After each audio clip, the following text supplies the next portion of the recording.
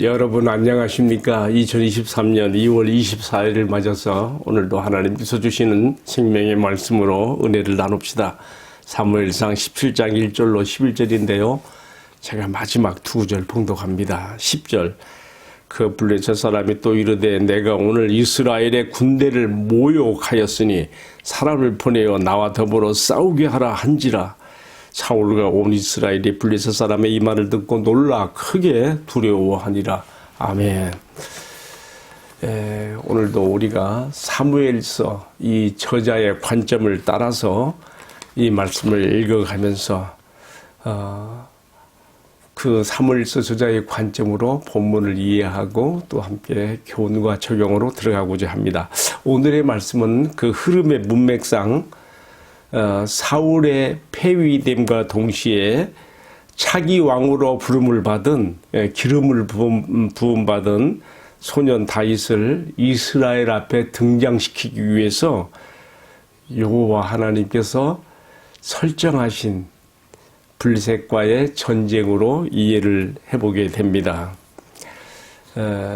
우리 앞선 말씀에서 사무엘에 의해서 다윗이 이스라엘의 차기 왕으로 기름 부음을 받았고 사울은 이미 폐위된 것을 보았습니다. 이스라엘의 진정한 왕이시며 통치자신 하나님께서 지금 자기 백성 이스라엘의 지금 통치 매개자로서 다윗을 등장시키기 위해서 이러한 전쟁이 필연적으로 일어나서 지금 다윗이 등장하게 되는 17장에서부터 다윗이 이제 등장하게 되는 것이라고 우리가 이해를 하는 것이죠.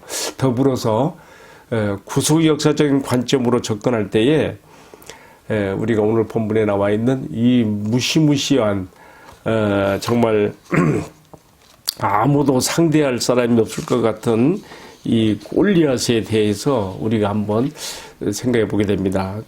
그는 정말 약 3m 정도의 큰 키에 57kg 나가는 비늘 갑옷을 걸치고 7kg의 창날을 가진 배틀체의 그 창을 들고서 하나님 백성 이스라엘을 위협하는 존재로서 등장했습니다.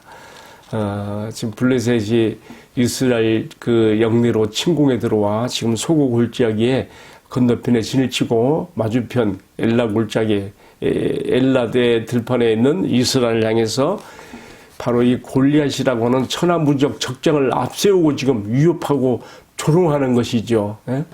그런데 여기에 대해서 사실은 누가 맞서 나가야 되는가 하면은 사울이 나가야 돼요. 사울 역시 다른 사람들보다 키가 어깨이나 더 3m까지는 안 되겠지만은 더 크다 했거든요.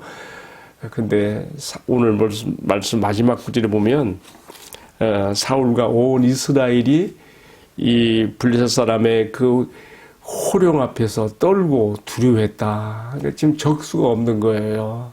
하나님의 백성들이 지금 이 모욕과 치욕을 당하는데도 나설 사람이 없단 말이에요. 자, 오늘 여기까지가 본문의 말씀입니다. 여러분, 미리 이어지는 말씀을 끌어다가 생각해 보게 되면 이어지는 말씀에서 이 하나님 떨고 두려움에 떨고 무서워하고 있는 이스라엘을 대표해서 유일하게 맞서서 등장하게 되는 그리고 골리앗을 쓰러뜨리고 적장에 목을 베어 하나님의 백성들을 구원하는 소년 다윗은 우리가 어떻게 이해해야 되는가? 우리가 구속사적인 관점으로 이 말씀을 대할 때 그것은 장차 다윗의 위를 따라서 우리에게 오시는 우리 주님 예수 그리스도를 예표하는 것으로 이 대결의 구도가 설정되어 있다는 것을 이해할 수 있습니다. 사무엘서 저자가 지금 어떻게 이 하나님의 말씀의 계시를 역사 속에 있던 이야기입니다. 이것을 어떻게 전개시키고 있는가 우리가 살펴보면서 이 모든 구류에 지금 계시는 이스라엘의 진정한 하나님, 왕이신 하나님을 위해서 우리가 생각해 볼 수 있고요. 또 이것은 소년 다윗을 차기 왕으로 등장시키기 위한 하나님의 물밑 작업 하나의 지금 시작이 되고 있다는 거 우리가 생각해 볼 필요가 있습니다. 여러분 그렇지 않습니까? 지금 우리가 구속사적인 관점으로 이 말씀을 대할 때 과연 우리 주님 예수 그리스도께서는 여기 사무엘상 17장에 보여주는 예표대로 죄와 사망의 권세 잡은 자, 사탄 마귀 세력을 멸하시고 자기 백성을 저희 죄에서 구원하시며 마귀 눌림에서 골리앗으로 상징된 마귀의 눌림과 위협에서 건져주시기 위해서 오셔서 그것을 성취하신 분이 아니십니까? 요한일서 3장 8절에 하나님의 아들이 나타나신 것은 마귀의 일을 멸하려 하심이라. 아멘. 우리가 이렇게 본문의 말씀이 담고 있는 구속사적인 의미를 이렇게 우리가 함축해서 이해할 수가 있겠습니다. 저는 오늘 말씀을 묵상하면서 골리앗 앞에 벌벌 떨고 있는 그 이스라엘 앞에 참 이러한 그 모습을 보면서 우리가 그리스도 안에서 얻은 승리가 얼마나 큰 은혜와 축복인가를 생각하게 되고요. 우리 늦게나마 예수를 믿은 나의 손이 둘째 누님 생각이 났습니다. 나의 손이 둘째 누님은 늦게 예수를 믿고 얼마나 기쁘고 좋은지 자기네 집 방을 사랑방같이 내놓고 사랑채같이 이렇게 내놓고 오가는 동네 사람들, 특별히 동네 아줌마들이죠. 그 집에 들려서 이렇게 음식도 대접하고 천하만사 담론을 꼽히면서 예수님을 전하는 그런 사랑방으로 사용하는 것을 보고 내가 너무너무 참 마음으로 감사한 적이 있었어요. 하루는 가보니까 교회에서 되게 늦게나마 서리집사 임명을 받았는지 그 서리집사 임명장을 정성껏 액자에다가 담아가지고 오가는 동네 사람들 보라고 이렇게 벽에다가 걸어놨더라고요. 제가 참 그거 보고서 그 순전한, 그 순진한 믿음에 제가 참 감동받고 하나님 앞에 감사한 마음도 있었습니다. 한 번은 저한테 그래요. 문경 세제 쪽으로 시집을 간 딸을 보러 가는데 나도 함께 가자 그러더라고요.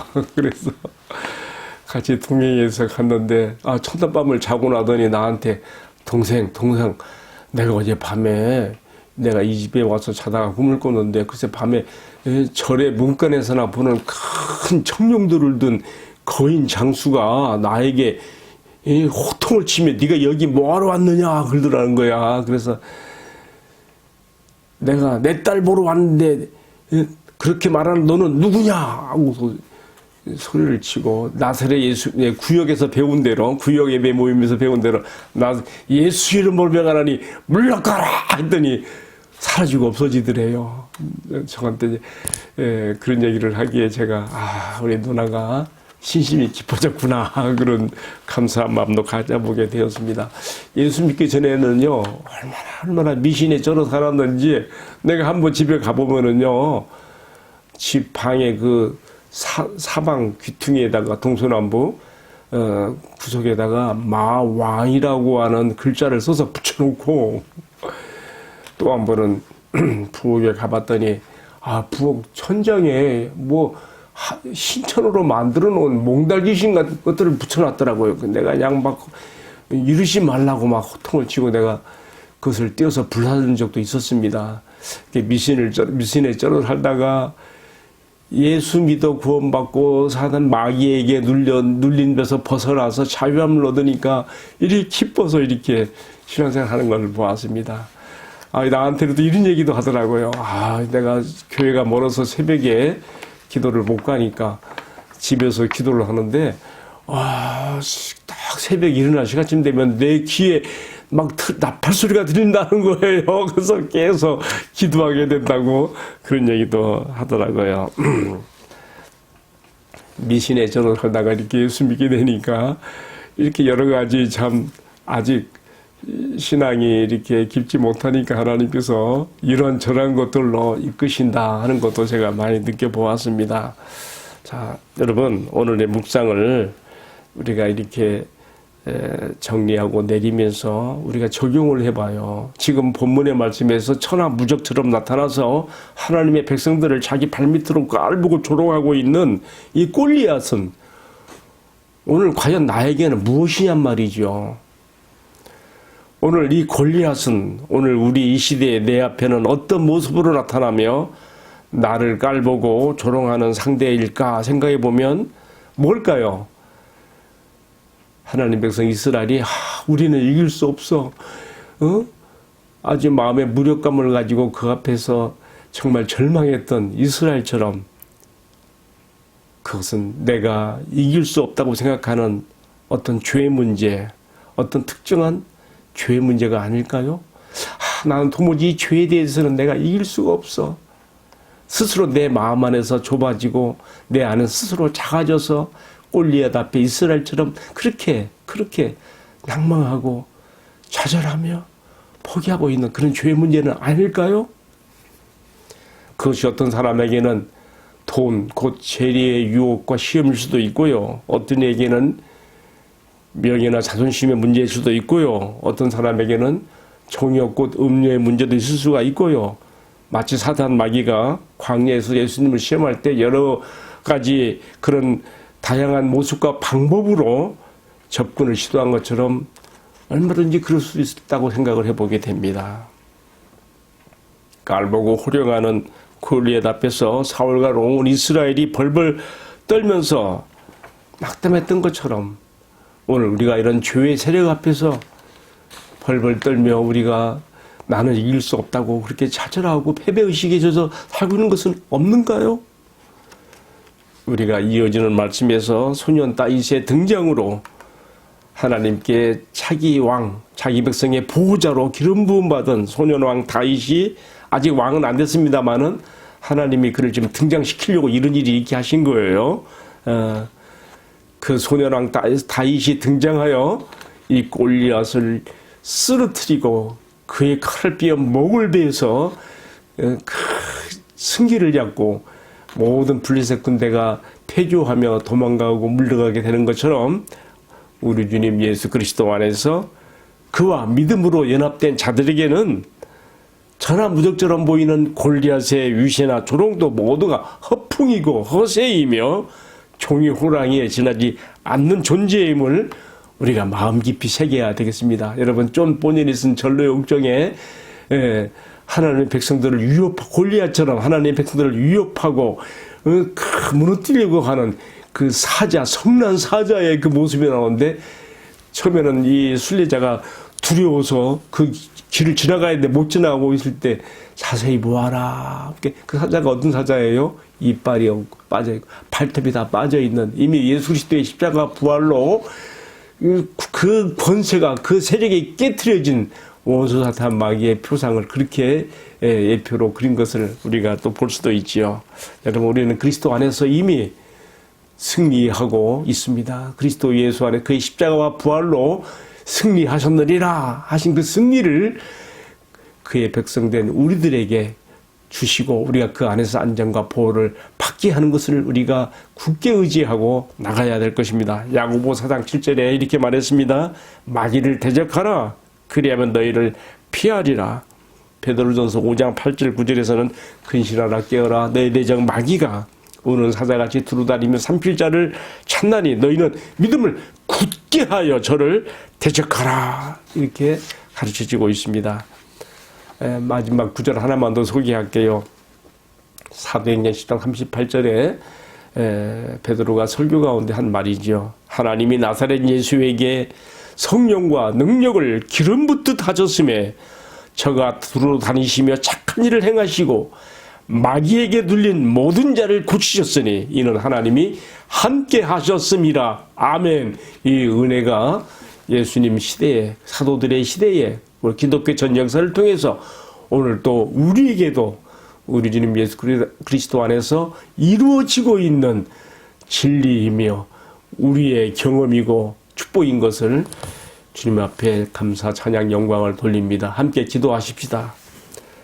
오 사랑하시는 주님, 천하무적처럼 보이는 골리앗 앞에 온 이스라엘이 떨며 두려워했던 것처럼 우리가 그러하지 않습니까? 그러하지 않았습니까? 소년 다윗의 등장으로 골리앗을 쓰러뜨리고 목을 베어 승리를 잡는 것처럼 우리 주님 예수 그리스도의 십자가와 부활로 죄와 사망의 권세를 잡은 자 사탄 마귀를 멸하시고 그리스도와 연합된 자들에게 승리를 주시는 주님을 찬양하며 감사를 드립니다. 오늘도 우리가 이 믿음에 굳게 서서 천국의 자녀들로 백성들로 일꾼으로 힘차게 살아가는 신앙과 삶이 되게 하여 주옵소서. 이 모든 말씀을 우리 주님 예수 그리스도의 이름으로 기도하옵나이다. 아멘. 예, 감사합니다. 오늘도 주님 안에서 믿음으로 승리합시다. 할렐루야.